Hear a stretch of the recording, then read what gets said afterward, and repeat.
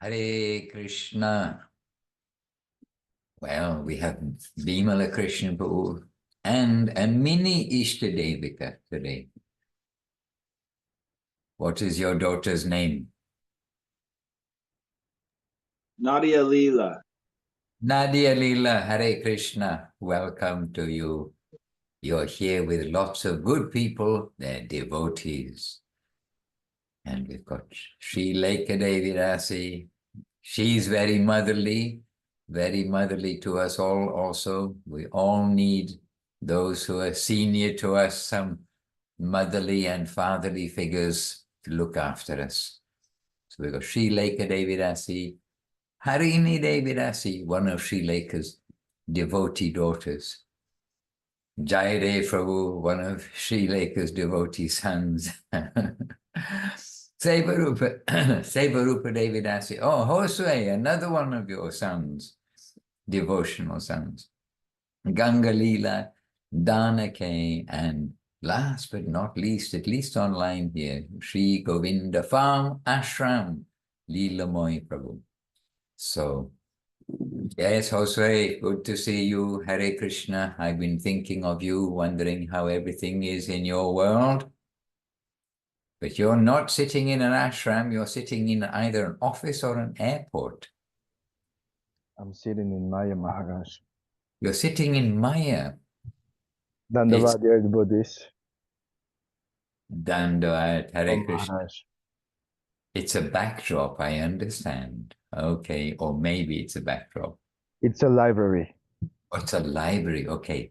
So don't make too much noise in the library, but you are here to hear and here to share. So presently, in fact, the only noise any of us can make is Krishna Katha noise. All right, so welcome everyone. And how do we welcome each other? With Vancha Kalpatarubhyascha Kripa Sindhubhya Evacha Patitan Pavanebhyo Vaishnavebhyo Namo Namaha. And Vandeham Shri Guru Shri Uttapada Kamalang Shri Guru Vaishnavangscha Shri Rupam Sagrajatam Sahagana Raghunathan Vitang Tang Sajivam Sarvetam Savadutam Parijana Sahitam Krishna Chaitanya Devam Shri Radha Krishna Padam Saha Gana Lalita Shri Vishakan Vitangscha. Om Jnana Timirandasya Jnananjana Shalakaya Chakshuran Militam Jena Tasmai Shri Gurave Namaha. Namo Mahavaranyaya Krishna Prema Pradayate Krishnaya Krishna Chaitanya Namne Gauratvaje Namaha. Shri Krishna Chaitanya Prabhu Nityananda Shri Advaita Gadadhara Shri Vas Adi Shri Gaura Bhakta Vrinda. Hare Krishna Krishna Krishna Hare Hare Hare Rama Rama Rama Hare Hare.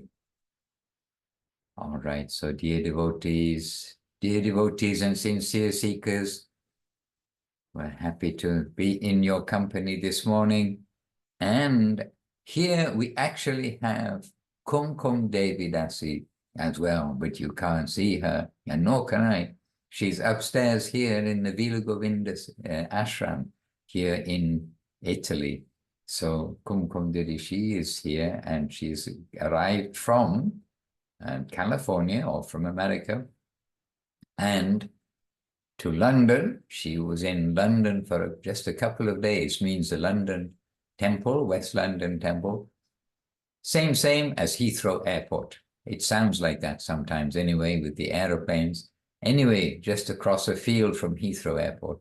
So at our beautiful London ashram, and now she's here. And on our side of the world, it's the 2nd of March, and it's the anniversary day of the installation of the deities here. So we've been all preparing, and devotees have been doing lots of things and making decorations and putting up decorations and all the things devotees do in preparation for a festival. So Kumkum, she's been doing what devotees do in preparation for a festival too. She's got on a plane or walked barefoot from wherever. This is the traditional way of pilgrimage, and made the pilgrimage to Vila Govinda here. And so she's a very happy Kumkum Devi Dasi. And who else is here is Lavanya Devi Dasi from London. And she is also here. So as it turns out, we have, believe it or not, 2 Lavanya Devi Dasis here in the ashram. We have from Latvia, Lavanya Devi Dasi too. So who would have, as Keshavananda would say, who would have thunk it that the 2 of them would be in one place? Only 2 that we know of in the whole world with the same name, and they're in the same place, Lavanya. All right. I saw a strange thumbnail and was about to read it, but it's not. It's Vaidehi Devi Dasi. She's joined us too. Jai Vaidehi, all the way from California. Okay, we're happy to have lots of you with us, and also devotees do arrive, and please excuse if I don't always give acknowledgement for arrivals as you arrive, but I think I mentioned Sevarupa Devi Dasi before. I did, yes. Oh, we can mention her twice, it's not a problem. She's in South Africa and also representing South Africa, Ananda Sundari Devi Dasi, who's currently in South India across the Indian Ocean. That's the Indian Ocean, yes. And Muktinath Prabhu joined, and Gangalila Devi Dasi and Rupanuga Prabhu. Axel is with us too. Hare Krishna, Axel, happy to have you with us. All right.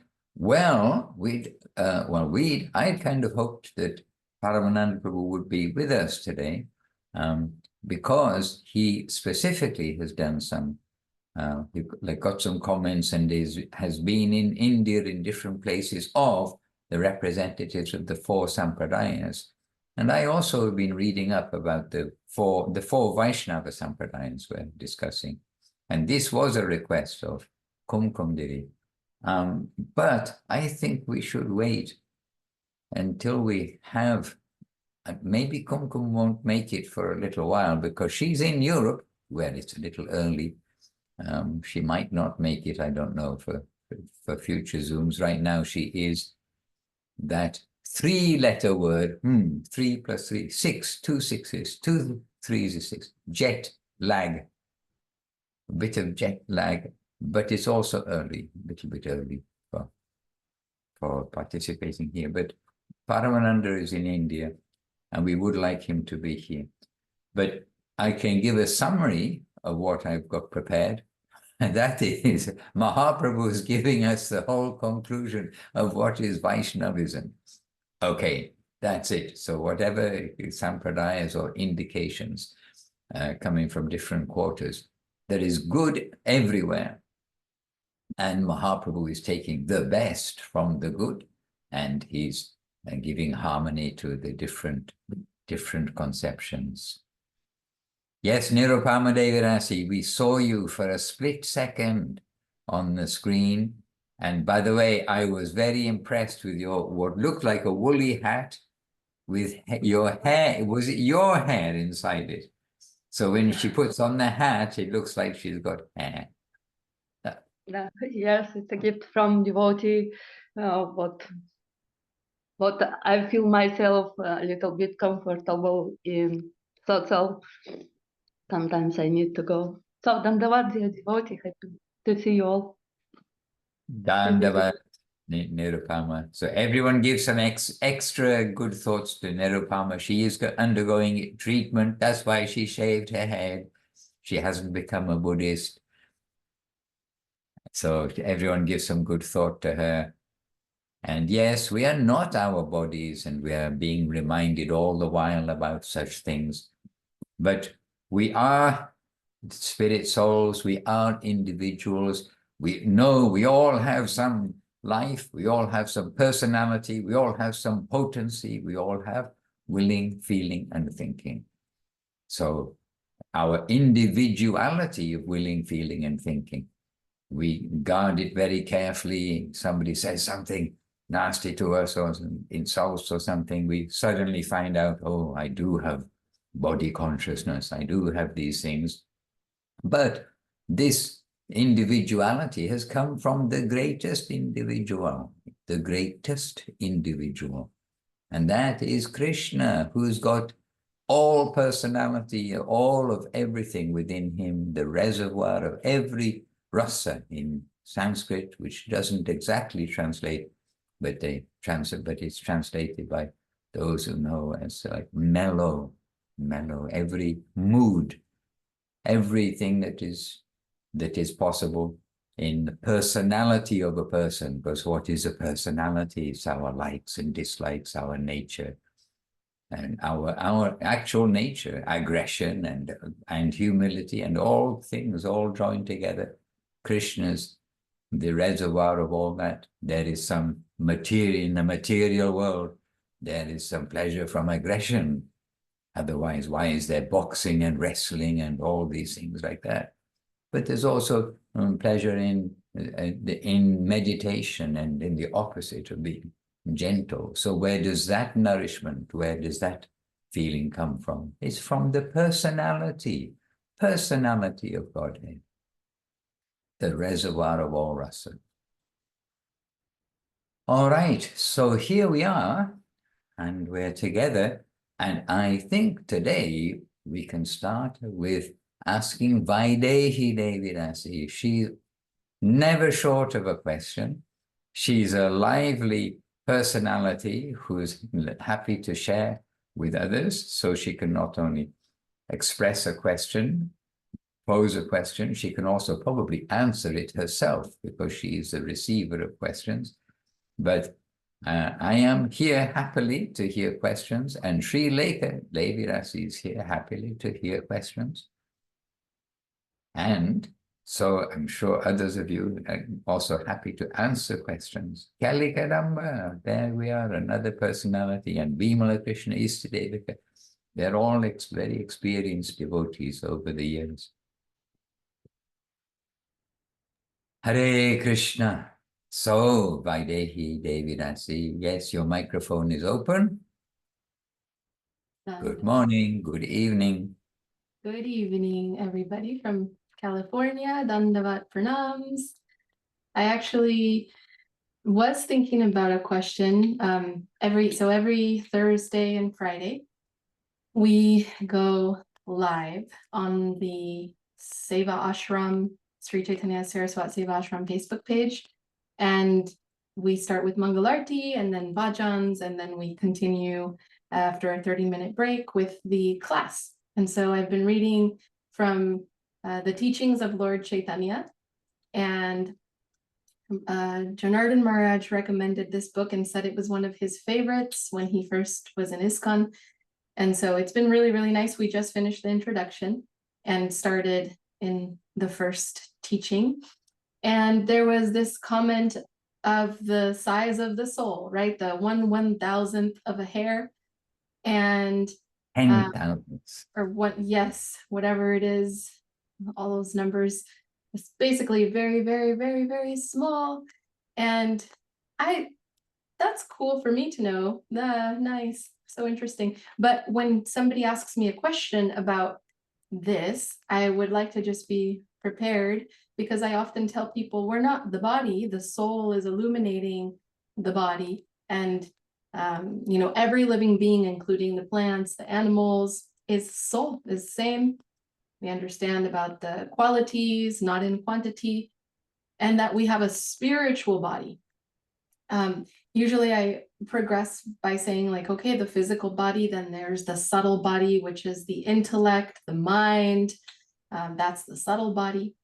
And so then when sharing that we have a spiritual body, then my question was, I don't know if you know this or if it's described, but does that mean that the soul then expands into its form, or it takes a body? How would I answer a question around one's spiritual identity and spiritual form? Well, Srila Guru Maharaj gives that example that in a dream we have a body. So that is our subtle body. But in this material world, we've got our gross body and our subtle body. But then beyond all that, there is our spiritual body, which is separate from all other ideas of I'm big, small, male, female, and everything of this world. But it's of quite another type. And Srila Guru Maharaj also explains that the real yogis, not those who are sitting, pretending to be a yogi or just trying to work it all out, kind of thing, but who really they're taking seriously and following the path chalked out by the predecessor yogis, that when they get a glimpse of who they are so astounded at that conscious nature, personality that they are, that everything else of this world becomes irrelevant to them. They just look at this world as absolutely like fake, false, a knockoff, as they would say. But not only a knockoff, it is just a shadow of the reality. And so then Srila Guru Maharaj says, so that's when you get a glimpse of oneself, who you are inside. When that is revealed, in other words, your own self, you've understood finally, oh, that's who I am. But then Guru Maharaj says, so what to speak of getting a glimpse of the Supreme Lord, the grand, the big self, the infinite self. We are a tiny spark self. And these analogies, or describing as taking one hair, dividing the tip into 100 pieces, taking one piece and dividing that into 100 pieces. It's trying to give us some idea of something that our brains can capture, that we are not material, because normally we're thinking the opposite of the tip of a hair. We're thinking about this whole form. This is me. But again, material measurement in the spiritual sense, it is quite different. And it's that these descriptions are there to guide us to understand that we are not this big matter. Consciousness is quite another element. And like you said, the same Atma is in the bacteria, and the same is in ourselves. And Srila Guru Maharaj also, one time, of course, it's before COVID and everything, but he said, he also was expressing that the virus is the same as us. And what right do we have to kill the living entities for the sake of my body, to cause the trouble to them? So I'm not sure if I could find that quote, but certainly I've heard Srila Guru Maharaj express like this, because it was one of those things that you hear which jumps out at you. Oh, the virus says, what right do I have to kill anybody for the sake of me, this way? They are also living entities. So at the end of the day, by the way, in that regard, we can't live without causing difficulty to others. And here we have the really organic garden. It's not just they put organic, and it's actually certified by the government, because they're doing everything here in the proper way. But Munindra said, farming vegetables, innocent this, all green, eco. He said it's a very violent pastime, because you've got the slugs, you've got all these things, and if you just let them run wild, then you won't have any vegetables. And he also pointed out, he said, just think how much chemical they put on those vegetables in the supermarket, where, they definitely don't want a single slug to be in there. Otherwise, starting from America and now all over the world, people will go suing the supermarket or something. He says, how much chemical they must put there to kill all these things.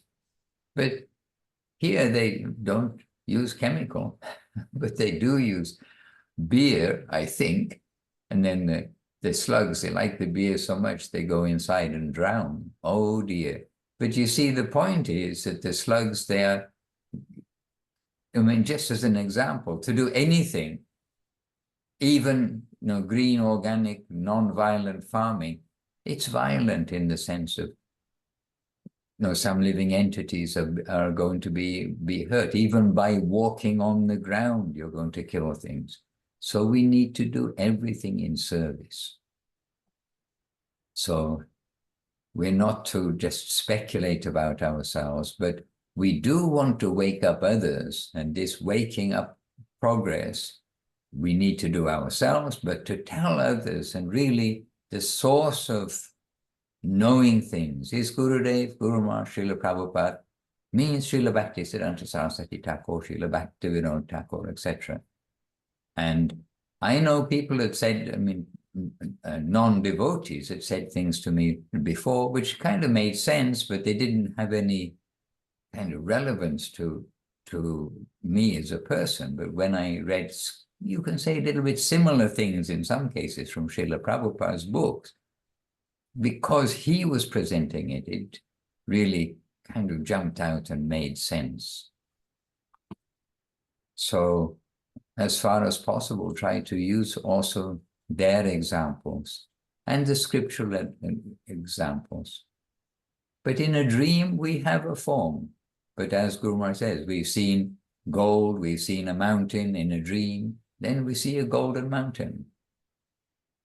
We can put things together in a dream, but we are seeing, we have some identity in a dream. So we know we have a subtle body. But this is material subtle body. A dog has got a dog subtle body. You see a dog sleeping and dreaming, and his little legs are running like this while he's dreaming. He's chasing another dog, or running away from another dog, or something like that. So we also got our body, but who we are is astoundingly different. Chamatkara. Could I answer that according to one's awakening of consciousness in relationship to the Lord, then one develops a form according to service? We already have a form, we just don't know who we are. As Sanatana Goswami said, who am I? When we take off the coverings, we'll see what form we have, if you like. You see what Krishna has given us. Okay, so we have a spiritual identity, it's covered, and we awaken to that spiritual form in relationship to Krishna through the service, relationship. Everything is through service, and we can hear that throughout. Service, service, service. And our journey can progress and proceed. Really, it's achintya, because we just had Shivaratri.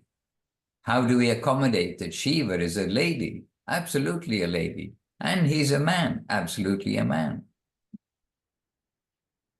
I mean, absolutely a lady. No tinge of man can enter within the rasa dance area. But there he is as she. But also he's the male potency of the whole of the material world. You can't get more male than that. So there are lots of things that we cannot understand, actually. But coming to mind is Gopakumar. But Gopakumar was given like the special seed by his guru. He's given the Gopal mantra, and he kept that with him when he went to Vaikuntha, when he went in the higher material planetary systems, when he went to Vaikuntha, this place, that place. It's an astounding book, the Brihad Bhagavatamritam, when we go through in the verse-by-verse form, when we go through that book and like take it slowly rather than just, oh, I read the book, put it on the shelf, and read Sanatana Goswami's own comments on his own writing, means his writing. He's collecting from the ether, he's collecting that reality, and he's putting it in black and white.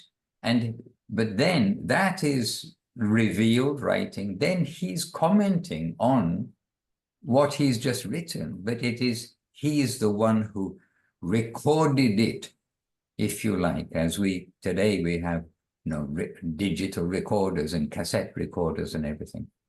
But he recorded it, and then he's commenting on that recording, even though he's the one who wrote that original text, as it were. But when we go through that, repeatedly, absolutely lost for words, explaining the wonder and the more wonder, multiply that by 1,000, multiply that one at the next level, multiply that I could not describe by another 10,000. And then the next stage. I mean, very amazing. What is life? What is the soul? Who we are? So, in the beginning, maybe we have to give some limiting idea, which our brain can capture. But really it is a journey, and on a journey, then we need to take the journey in order to find out what is there. And we've got some descriptions in the scripture, but we must try to direct the sincere seekers to where they will get that description from the original source as much as possible. And our capacity to convince anybody or to, uncover what is underneath, that is very limited.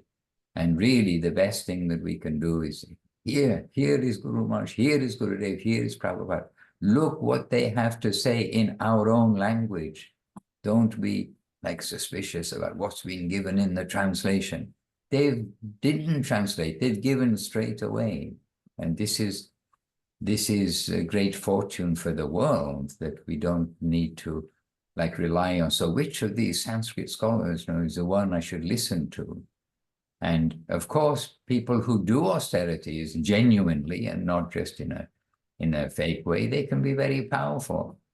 And so you can meet a charismatic person who will try to convince you that, no, there is no God, it's all a great power, and this, that, and the other. But we must be very careful to come to the charismatic, the powerful persons who know the Supreme Lord. And that's Gurudev, Guru Maharaj, and Srila Prabhupada. So as much as possible to direct them to their words, to direct them to try to understand Krishna consciousness, understand yourself from their directives. And search for Sri Krishna, I think will stand for, certainly will stand forever. Whether it exists forever easily for everyone to read, as a one book understanding of what is our journey there. Search for Sri Krishna includes Mahaprabhu and Nityananda. It's not a book, this is only Krishna.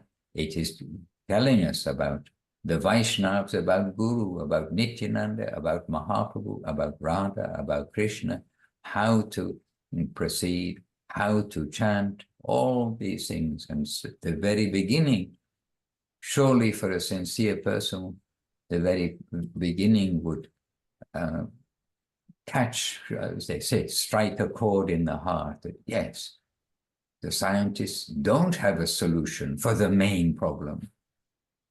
They are giving just a temporary cover for living in this world, but basically, if somebody is regarded as a super thinker, if they think that really there's something beyond this life, then they're speculating about the universe, about this, about that, but missing the whole point that whether you know about the universe or don't, you're going to be lying on your deathbed pretty soon. So where are you going to go now? Oh, there's life after death. Oh, that's amazing. Oh, we proved it with a chemical analysis of it, or whatever it may be. There are all sorts of things which are just useless as far as solving the problem of where do I go, who am I, what's the destination, and how to go. Srila Guru Maharaj basically addresses that section and says, you're not addressing the question. You're just saying it can't be solved, so you're not addressing it. Okay, then leave the field, leave it to us. We will prove that this world is a place of joy. Means this living world is a place of joy. And I think that if that can come across to someone, then the analysis of, oh, in my spiritual form, I must be this, that, or the other. Goswami Maharaj, he comes out with lots of stories. And one of them was about how somebody had said, or he got there's somebody, not for him, but amongst the devotees in the West, to catch a little bit of something. And somebody had like selected, oh, in the spiritual world, I'm a peacock. And was literally strutting around in the ashram like a peacock, like pretend like, oh, I'm take on them. I'm in Krishna's land, I'm a peacock. And he's going around like a peacock. And I mean, one could say, that's probably not the best way to go. In fact, one could say, we must say, that is not the way to go. And this is imitationism, to imagine that in the spiritual world, I am something, or convince oneself, oh, I am a peacock in the spiritual world, and then take on the mentality that you think a peacock has here. Then I think most can all automatically already think, don't think that's quite what Gurudev and Guru Maharaj have given. So we wait to have our form shown. And I think there is a quote, Srileka can probably say, where Srila Bhaktisiddhanta Saraswati Thakur, somebody came to him and said, Srila Saraswati Thakur, can you tell me who I am in the spiritual world? And Srila Saraswati Thakur replied, it is said, I've heard this, he replied, yes, you show me who you are and I'll tell you who you are. Show me your spiritual form and I'll tell you, Now it's uncovered. Now it's covered, rather. Srileka Devi Dasi, how do you convince the public that they have a form which is not what they think it is now, but it's wonderful? Dandavat Maharaj, Dandavat Vaidehi, and Dandavat all the devotees. Very happy to see everybody. I guess it depends on the question, but one thing that really struck me is when everybody says my mind and my body, but who is saying that? Who are so big? Who is the person who's saying that? Like I say, my body, but who's saying this? So it gives us an idea that intuitively we know that we're not the body, and we know that we're not the mind. We're always saying my mind. But who's talking? So that we are the conscious principle in the body. And we're conscious of the mind, and the mind is always changing. We're conscious of the body, and the body's always changing. But that consciousness is not changing. What we're conscious of is changing. But the principle of consciousness is always steady, and that's the soul. And then when we realize, oh wait, I'm the one who's talking. I'm the one who's wondering about the soul. And I'm that wondering person is the soul. He's wondering who he is. And it's a very wonderful thing, consciousness. It's so mysterious to the scientists. They really don't even want to talk about it generally. They don't know what it is. They don't know where it is. They can't find it. But because it is not material, they can't find it, like you were saying, so tiny. They can't find it with their microscopes or anything, but it's definitely there. And if we're just a little introspective, we can realize that's me. I'm conscious. And then, the body cannot exist without consciousness. As soon as consciousness is gone, the whole thing starts to unravel. But consciousness doesn't unravel without the body. So, like in the Nectar of Devotion, there's very beautiful passages, which are very high, but somehow they're really touching to the heart, describing all the aspects of the divine. I'm just going to say the divine form of Srimati Radharani. We're not trying to like get our heads around that, but I'm just saying in the Nectar of Devotion, it is describing that her dress is an expression of her divine emotion, her surroundings, her jewelry, they are all expressions of devotion. There's no non-devotion anywhere.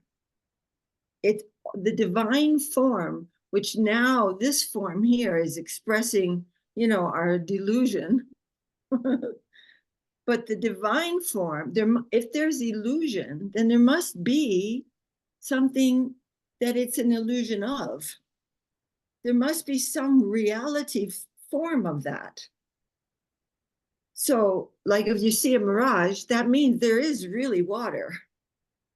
So there is a divine form, but the real expression of the soul has to be devotion, because that's what we're faking all day long in this world. And it's not really true, or some degrees of, So there is a form to consciousness, which is the expression of divine emotion. Even the sunset, even the different phases of the moon in divinity, the dress, everything is conscious expression of devotion. There's no fake, there's no matter. It's truth. It's actually real. It's actually devotion. And that is the form of the soul.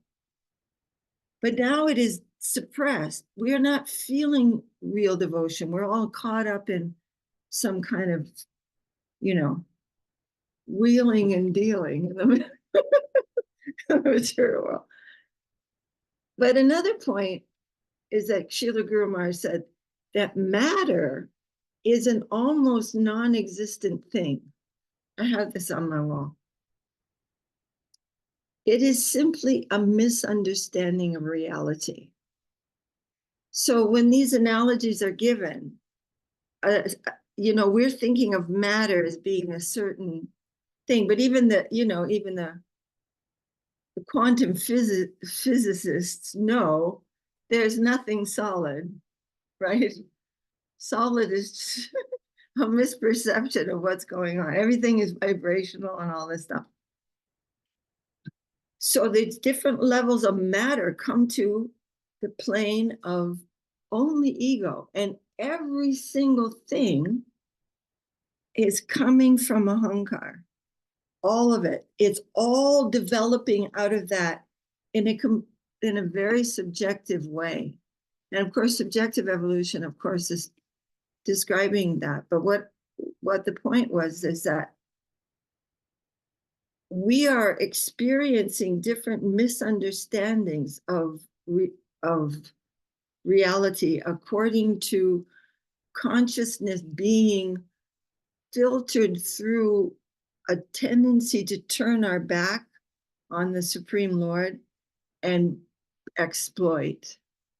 So this is, even matter is very, very a subtle conception, because the great personalities who set their lotus feet down in this world, there is no matter for them. They don't see with illusion. They're seeing divinity everywhere. There's only divinity. But when we try to exploit it, we cannot see it properly. If I try to exploit you, Vaidehi, I'm never going to get to know you. I mean, even in the most mundane way, we can't really understand the things that we're abusing. So the whole overarching description, especially in subjective evolution, is this misconception of what is actually there. And that everything is based on Brahman. When the Gyanis are coming to the plane of non-differentiation, it's not like they've gone somewhere. It's just that they've come out of the relativity of the illusory plane, and now they're actually seeing more clearly that everything is based on Brahman. But because they still feel independent of the Lord, they can't go any further than that. So these are just level, anyway, I'm just going on, but these are just a few things. Yes, Om means a big yes. What you're searching for does exist, including ourselves. But it's a search for Sri Krishna, then everything else falls into place. This is the thing. Yeah. And the Gyanis can't stay there. That very same problem that the free will of the individual soul that took him to this mundane entanglement hasn't been solved. That he does not feel an inclination to come to the plane of love. So he will fall back down again. He can't remain in that position. Who would want to anyway? But Good. Vaidehi put up her hand just now. I was gonna say that was like, wow. Wow, I feel like, whoa, thank you, Srileka. So amazing, so amazing.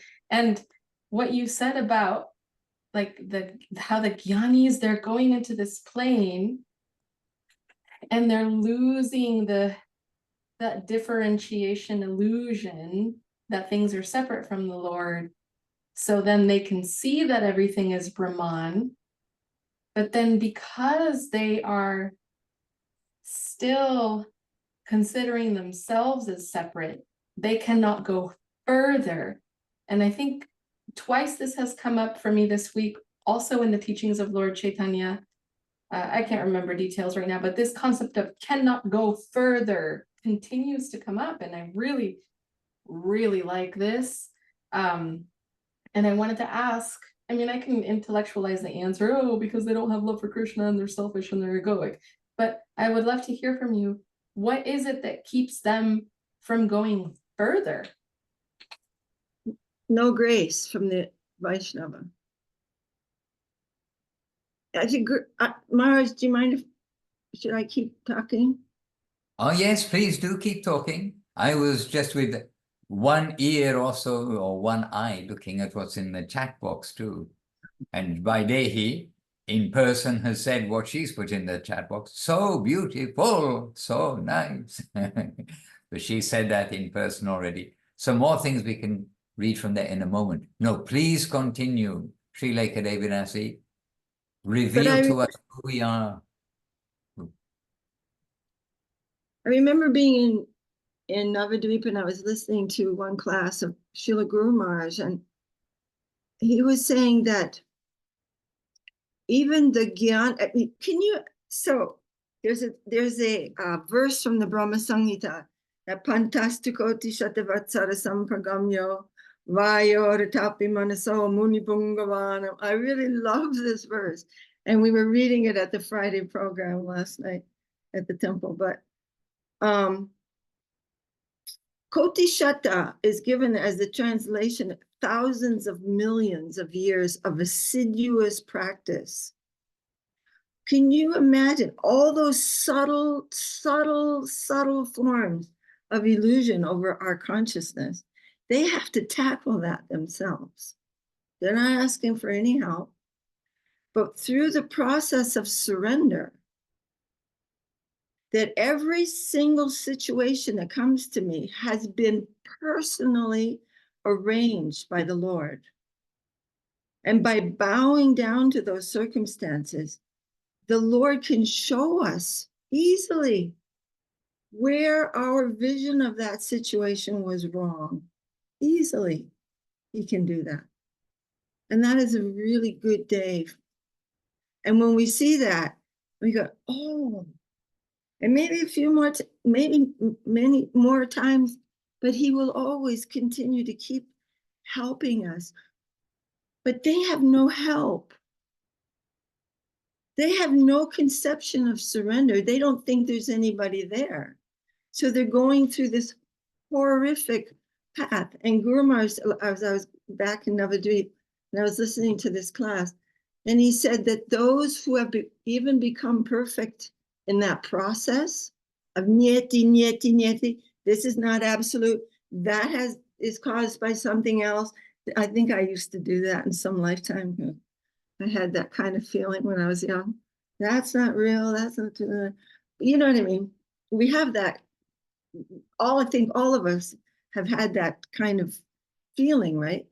And, but even those who come to perfection of the non-differentiated realization, they're put into low forms like trees and rocks. And that's where they reside because of their bahir mukha. They're still turning their face from the personality of Godhead. The only hope is somehow or other the glance, the well-wish, the agyata sukriti of somehow or other coming in touch with the Vaishnava. When they again fall down, which is inevitable, they fall down into a kind of higher, like good person, because they've become purified of all the really gross stuff. So they come and they do good for others. They may do good for a Vaishnava, and they may not know it. But everyone who begins this path of Krishna consciousness, it begins with the Gyata Sukriti, always. We don't even know. Guru Maharaj said it's like somebody unconscious and a doctor's coming and doing many things, and then the patient becomes conscious and he begins to participate in his own getting well, in his own health. So that agyata sukriti, then gyata sukriti. Then we become a little conscious due to that unknown help from a Vaishnava, unknown service we did, or they saw us, took pity. We don't know. Somehow a contact with a Vaishnava, and then those, Gyata Sukriti, then Gyata Sukriti, and Shraddha, and Sadhu Sangha, and all these things, they develop. And that can happen. But may I just say one more thing? I know I'm going on and on, but Guru Maharaj compared materialism and gyan and I think you probably know this, but the Greek myth of Jason and the Argonauts, that is a Greek myth, and Jason's in his big ship in the ocean, and he has to pass through this small little area, and on one side is a big whirlpool. I think it's the whirlpool is Scylla, and the hidden mountain on the other side. He can't see that mountain. He can see the whirlpool, and he has to not get so close to the whirlpool that he's going to get sucked down, but he can't get too far away because he might break his ship against the hidden mountain. Guru Maharaj said that the whirlpool is gyan. If he gets caught in the whirlpool, he's lost. But if he breaks the ship, that's like materialism. There's always a chance that he will survive and he will go on and make some more progress because he's in the world. Vaishnavas are in the world, and he may have a chance to meet a Vaishnava. So he said, materialism is way better than gyan. Because you may learn your lessons, you might get some humility, you might meet some great soul, you You have some hope.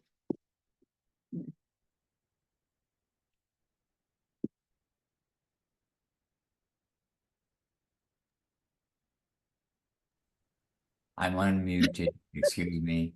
Govinda, Govinda. Yes, Om. But now that we don't have to just go anywhere and everywhere. We need to be selective and to get Gyata Sukriti. We don't know what happened when we were unconscious, but now we do have even a little consciousness. Now we know we should use our energy for the satisfaction of the Vaishnavas, for following their guidance, because why they give guidance? For our benefit, and they want us to do that. They're not telling us, do this and do that, and then expecting us, okay, now I know all that. That's not making them happy. What's making them happy? We follow what they say. And so now it's our time for Gyata Sukriti. We must try to consciously make those decisions to take our mind, as Bhaktivinoda writes in one of the songs about the Shikshastikam, that the attraction I have now for the material things, let me transfer that to your lotus feet, to your service, my Lord. So we are in the process of correcting ourselves, of cleaning off the misconception and following the right conception and waiting for the day that they may be graceful and give their grace to us. Everywhere, every time it comes from the living, the life comes from life. The candle, one candle will be lit from another candle. And we've come to that line of lighting candles. That's also a good fortune. We're not only reading a book, we're not only practicing, like practicing as in, practicing to ride a bicycle or something. We're actually doing the activity. And that activity means that we are connected in that line of living current of devotional life. So I would like just to read these short excerpts from that Sevarupa Devi Dasi has put in the chat box. And especially, well, the second one, the search for Sri Krishna, and here, Srila Guru Maharaj, this is exactly the part that always sort of wakes me up a little bit, and how it is really what we're doing is certainly the right thing. Sometimes we don't need to, tell ourselves, but we need to remind ourselves actually. Srila Gurudev, Srila Guru Maharaj, Srila Sri Maharaj addressing, the scientist section who are, making so many discoveries and this, that, and the other. Srila Guru Maharaj is saying, you do not care to solve the greatest danger. You say that you are big thinkers, that you are great men, and that you should command the respect of society. But the general, inevitable problem for every atom here is death. What is your contribution for solving the greatest danger, which is waiting to devour everyone? Scientist, insect, or virus? What is your solution to death? Have you taken any steps to solve that universal danger? What you are doing at present is exploitation, and you are encouraging a lower life as a reaction. You are exploiting nature, and everyone who is deriving the benefits will have to pay to the farthing with interest. And it is probably quite close to here in Search for Sri Krishna, where Srila Guru Maharaj does say, leave the field to us, we shall prove that the world is a place of great joy. Because Krishna is joy. And there's a high reminder, by the way, like who we are, etc. There's a very high reminder by Srila Gurudev, Srila Bhaktisandha Govinda Dev Goswami Maharaj, in Divine Guidance. And here we hold this on our head, but this is coming from Srila Gurudev, and it is a beautiful wake-up for us. The Astasakis, the 8 principal gopis are Lalita, Vishaka, Chitra, Champakalata, Tungavidya, Indureka, Sudevi, and Rangadevi. Lalita Devi is the leader of that group. She has a special group, and through them she arranges for maintaining the service to Radharani. She is the head mistress of our spiritual form.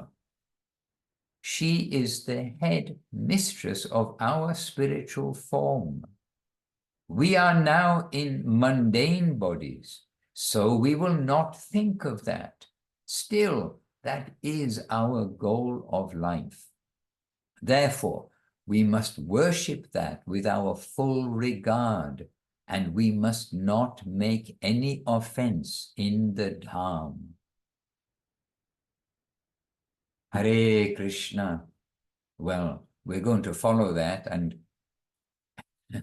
so we are now in mundane bodies, so we will not think of that. Still, that is our goal of life. So very wonderful. Maharaj, could I make one correction a little bit of what something I just said? Well, it wasn't exactly a correction, but I forgot something. I think Vaidehi, everyone, is a quote from Guru Maharaj. So Guru Maharaj said, you know, when I was saying that the Gyanis who have attained this type of perfection, they're put into forms like rocks and trees. They do have their face turned away from the Lord, but their practice is saying everything is bad. I must leave this world. It is all bad. And I am good. I'm out of here. And he said, that is why they're punished, because everything is good. And I'm the only one that's bad. It's the mud is in my own eye. And we must see the environment is coming like a guru, coming in a benevolent, magnanimous mood to teach us. We simply have to bow down to the lesson and say, yes, this is good for me. That was what the point was, and I forgot about that. Jai. Hare Krishna, and this idea that, yes, everything is good except me, we have to embrace that. We are, as Guru Maharaj says, we have all betrayed our Lord. This is a very heartfelt expression. So we can't look to others, we have to look to ourselves. And we can't complain about our environment. The Lord is looking after that, and He's giving us the perfect environment.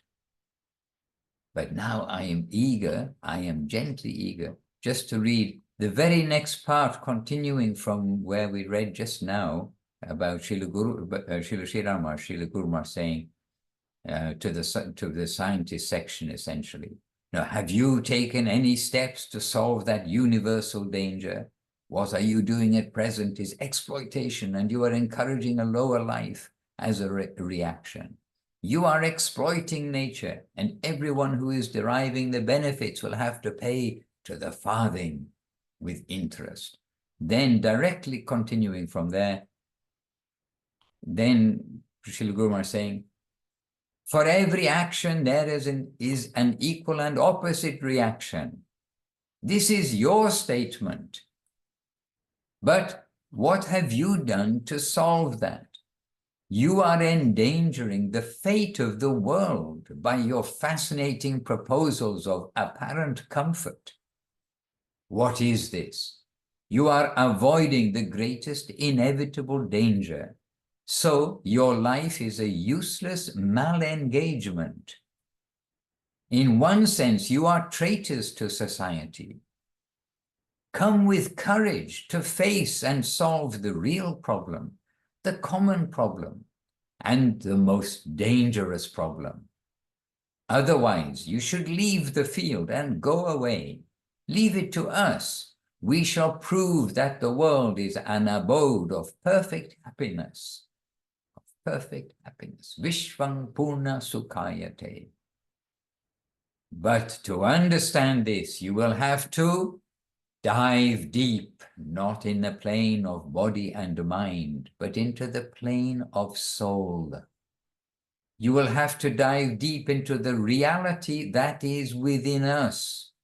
It is not a foreign thing to be acquired by loan, but the soul is within everyone, even the insects and the trees.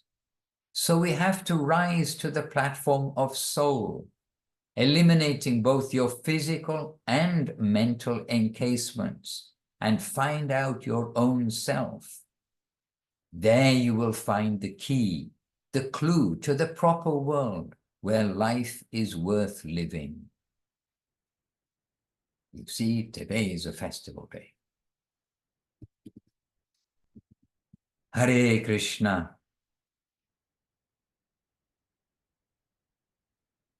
And this is the kind of topic, this is the kind of matter we should always be thinking about, and not about how to get the more luxurious, or these false hopes of gaining comfort, the luxurious things in the world, the better things, this, that, and the other.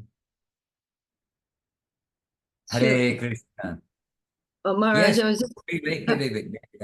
just going to say one thing that I heard recently. Srila Gurudev was talking about Mahatma Gandhi, and the sacrifices that he made for freedom.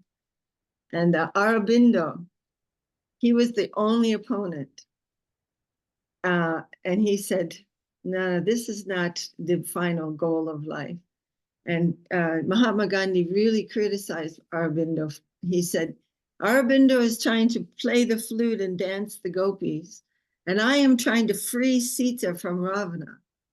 The Guru Maharaj said, "No, we agree with Aurobindo."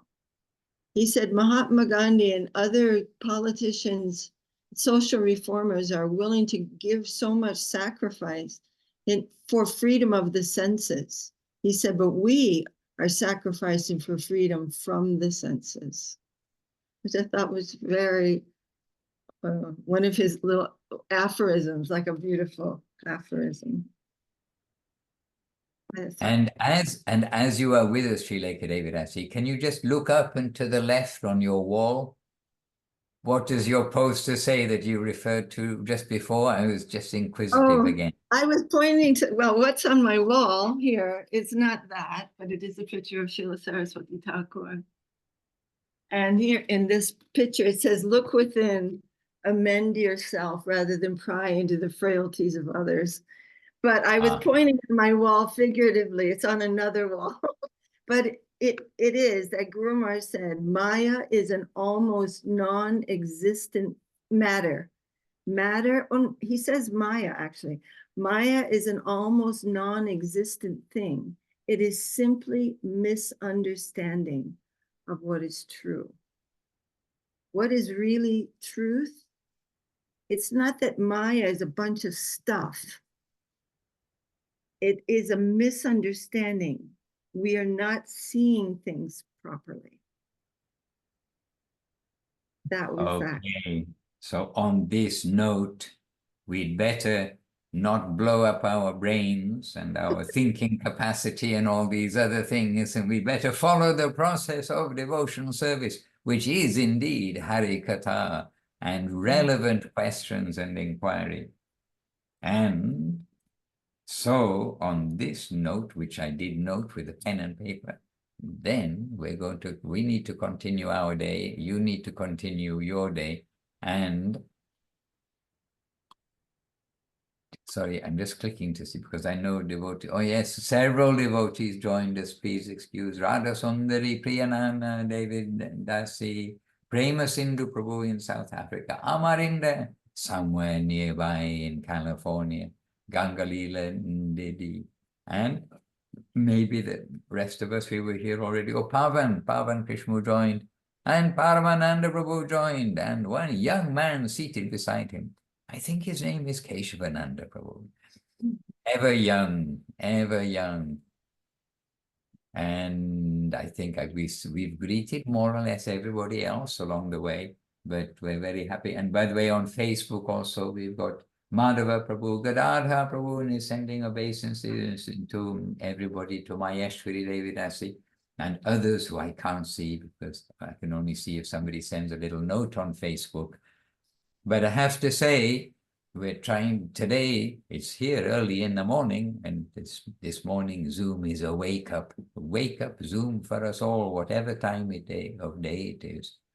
Let us use the good fortune we have got unknowingly, and let us now make our fortune substantial by really putting into practice all these things that we hear.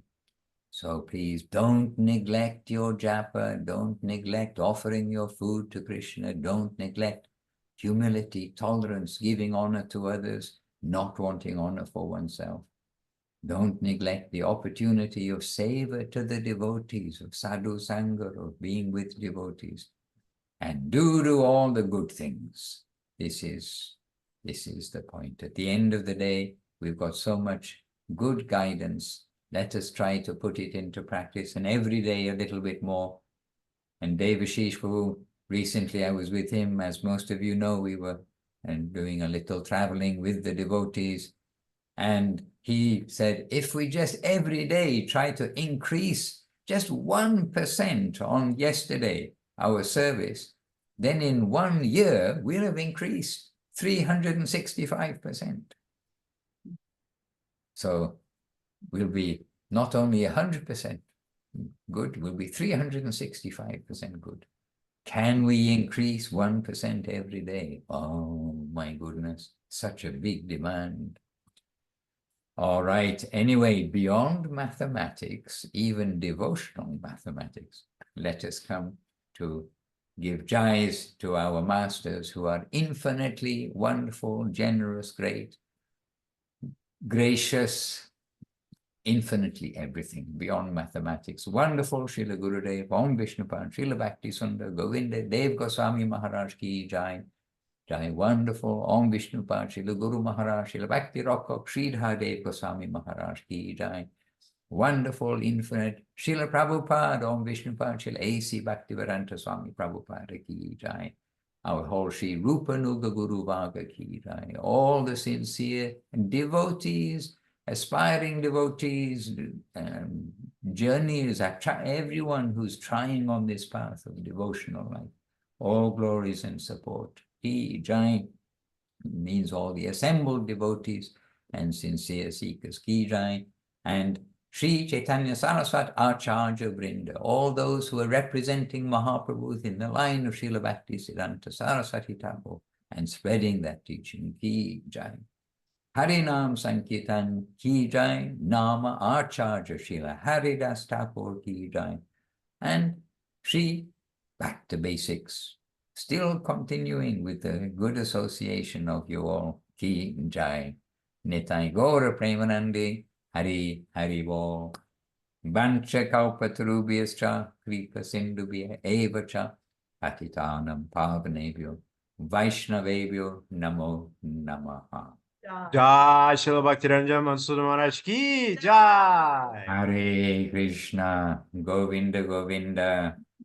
So good to see you all, to be with you all. Today is a festival day.